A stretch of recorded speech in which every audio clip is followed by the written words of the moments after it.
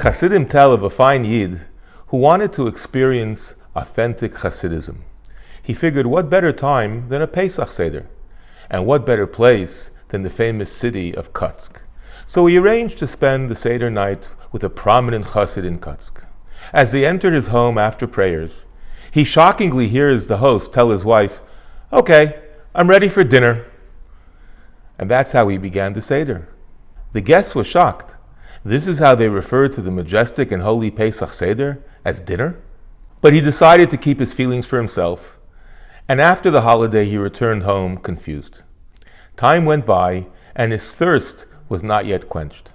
So he thought that perhaps Yom Kippur, the holiest day of the year, that would work out better. So he traveled back to Kutsk and he joined his host in the large synagogue to pray Kol Nidrei, the holiest prayer of the holiest night of the year, Yom Kippur. As the time to start Kol Nidrei approaches, he's getting chills. He then sees the Gabbai walk up and smack his hand hard on the bima and announce, "Okay guys, time to start Ma'ariv.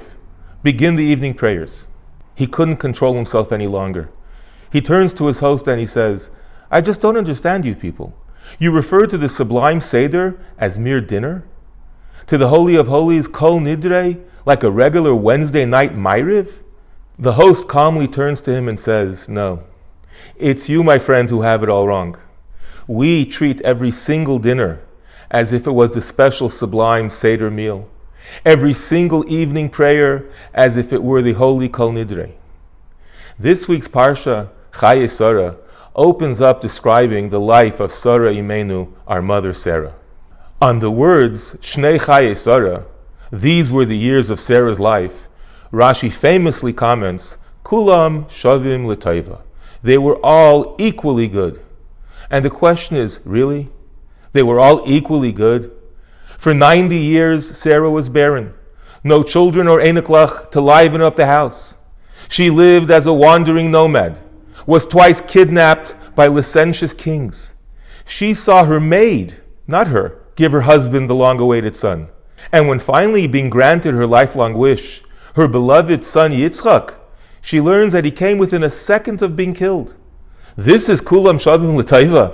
This is all good, just doesn't sound right. Here's the answer.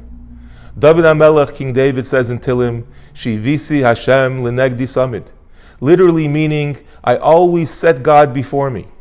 The holy Baal Shem Tov, however, offers a much deeper explanation. Shivisi, I am in complete equanimity, shivyon, in front of God. No matter what happens, what kind of ups and downs comes my way, I will accept its goodness and rightness and handle it equally and the same total equanimity, total calmness. It's all from Him, all from God. Every prayer will be important to me like Kol Nidrei. Every supper will be as if a Seder meal. Sarah lived shivisi. For her, whatever came her way was all l'taiva. At whatever stage of life she was at, whether in Egypt or in Israel, with a child, without a child, kidnapped or in her glorious and magical tent, it was all recognized by her for good, an opportunity to serve Hashem, to serve God. We are all Sarah's children. Let's internalize and live this lesson daily. Accept a life of shivisi with total calmness and equanimity. Kulam Shavim L'Taiva. It's all good. Wishing you all a Shabbat Shalom u'Mevarach.